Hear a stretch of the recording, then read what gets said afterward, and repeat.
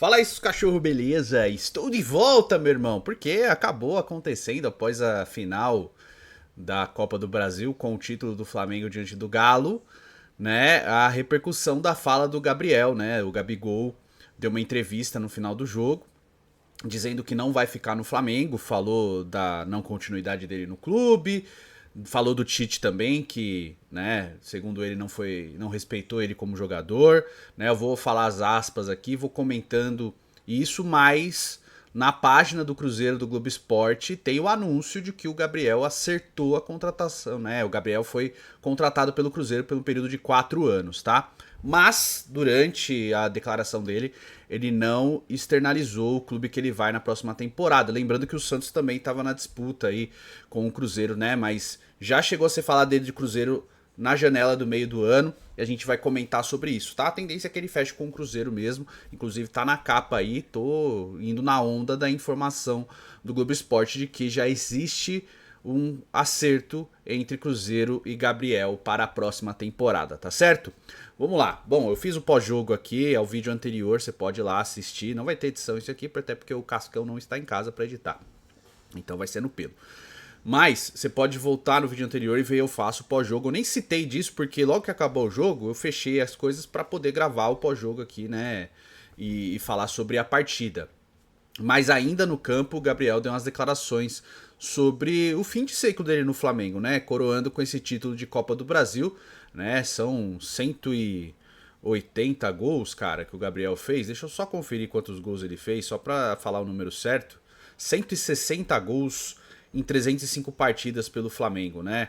Foram 2 Libertadores, 2 Campeonatos Brasileiros e 2 Copas do Brasil, fora os títulos estaduais, né? Grandes títulos, se coloca como um dos maiores ídolos da história do Flamengo, sim, o Gabriel, tá? Mas vamos falar aqui da declaração dele no final do jogo. Eu acho que pega muito a parte do Tite e como ele fala da diretoria do Flamengo. Só antes, eu quero citar uma coisa. O Gabriel se manifestou e tal, ele tem todo o direito disso, realmente é um ídolo histórico do Flamengo e tal. Mas, por mais que tenham erros de postura dos diretores do Flamengo, também houveram muitos do Gabriel, hein? Muitos.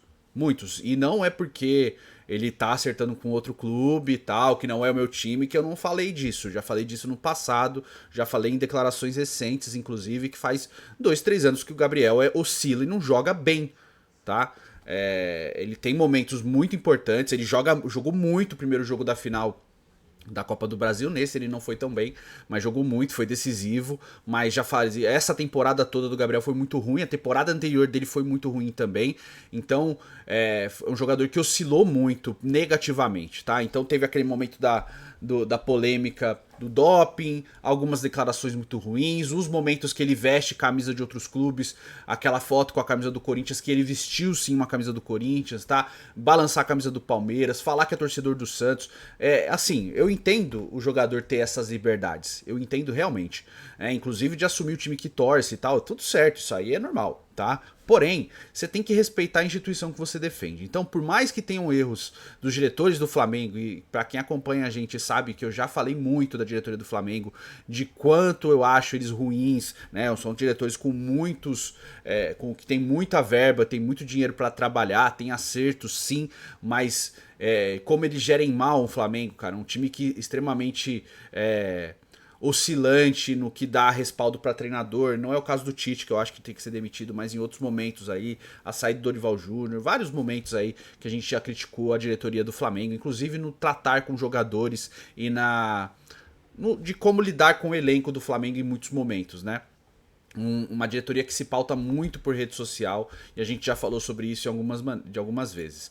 Porém, dito isso, tem muitos erros do Gabriel ao longo da passagem dele nos últimos anos, tá?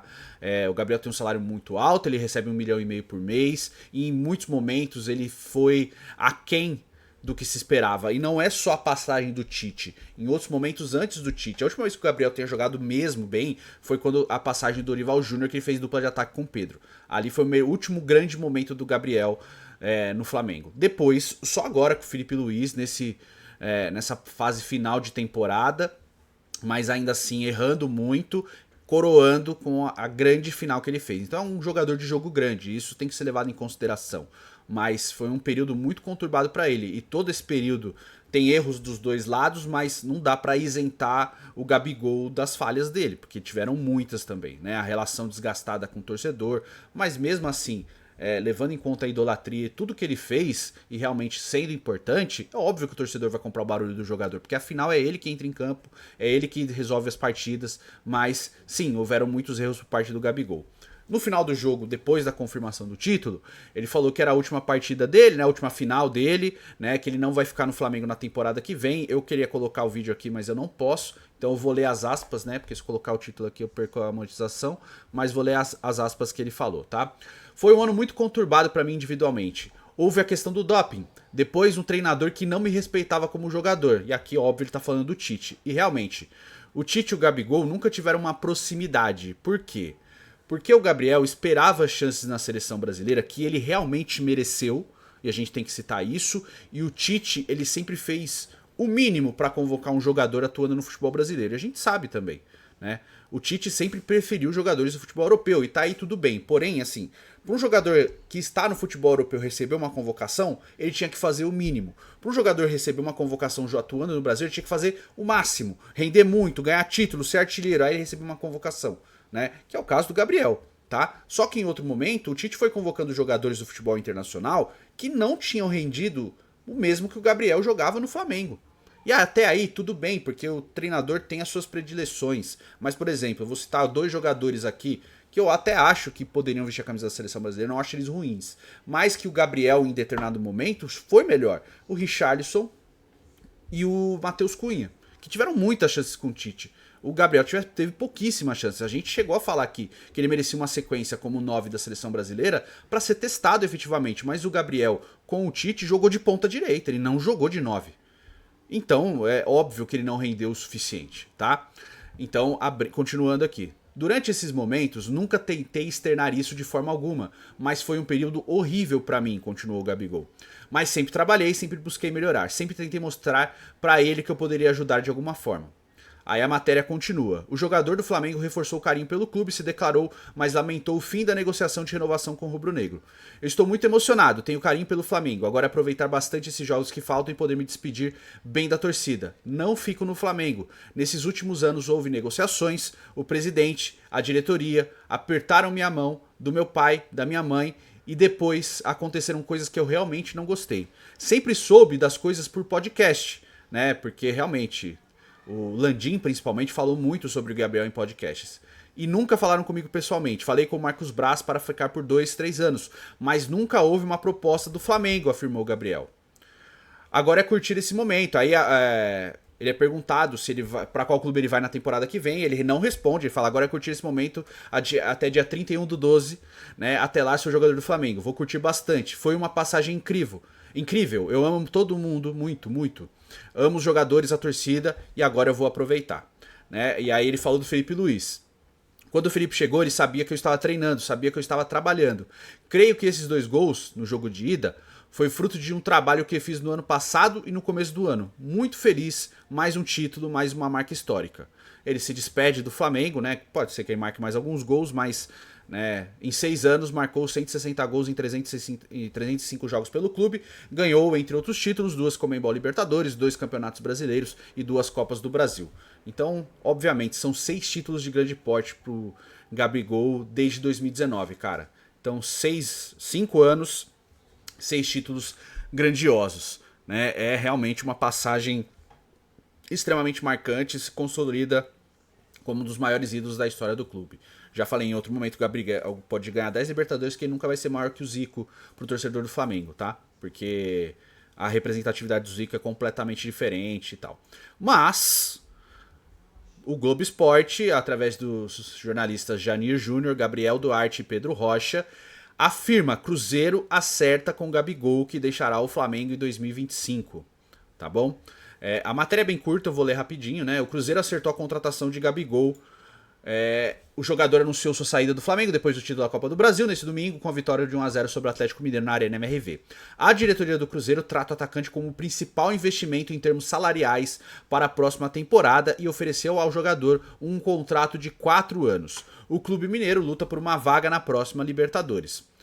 Aí ele tem a fala do Gabigol, que eu acabei de ler. Gabriel Barbosa, de 28 anos, sempre foi um desejo do dono da SAF do Cruzeiro, Pedro Lourenço. Ele já teceu elogios ao atacante na janela do meio do ano, mas informou que não teria condições de investir naquele momento, porque afinal o Cruzeiro, além de arcar com os salários do jogador, também teria que fazer um investimento para a transferência, porque ele estava ainda como período de contrato com o Flamengo, só poderia assinar um pré-contrato. A posição é o ponto de atenção principal do Cruzeiro para a próxima temporada. Em diversos momentos, Pedrinho diz que busca um homem-gol para o próximo ano. Na última semana, voltou a ressaltar esse desejo. Gabigol é ídolo do Flamengo. Em 6 anos, marcou 160 gols em 305 jogos e os títulos que a gente acabou de citar. O contrato do atacante com a equipe rubro-negra acaba em 31 de dezembro desse ano. Houve longa negociação para a renovação de contrato, mas não houve acordo entre as partes. Ele chega ao Cruzeiro no começo de 2025. Ou seja, o Globo Esporte já trata como certa a transferência do Gabigol para o Cruzeiro, tá? Mas, óbvio, a gente tem que citar que ainda existe o interesse do Santos em tentar fechar com o Gabriel para a próxima temporada, e ainda mais com toda essa especulação acerca do acerto do Neymar, e sim, conta o fato do Gabriel ser torcedor do Santos. Mas o Santos não tem condições financeiras de arcar com o salário que o Cruzeiro poderia pagar, tá? Então seria muito pela escolha do coração mesmo o Gabriel desembarcar na Vila Belmiro e não, né, na Toca da Raposa.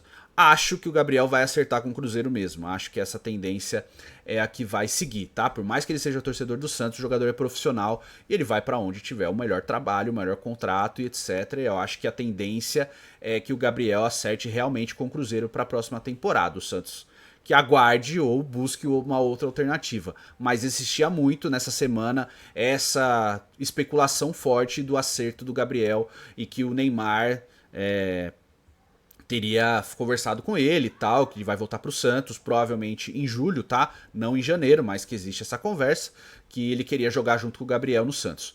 Mas a tendência é que o Gabriel seja jogador do Cruzeiro mesmo na próxima temporada, tá certo? Então é isso, diz sua opinião aí nos comentários, tá? Acerca do Tite também. Aliás, eu tenho que falar um pouco dessa relação. Eu até cortei no meio. O Tite não deu espaço pro Gabriel, né? Como eu tava falando antes, na seleção brasileira. Acho que injusto, tá? A gente já citou isso na época. Por mais que o Gabriel não tivesse rendido o suficiente na seleção, ele jogou muito fora da posição que ele jogava pelo Flamengo. Mas no Flamengo também a gente tem que citar que o Gabriel rendeu muito mais quando era uma dupla de ataque, não um trio.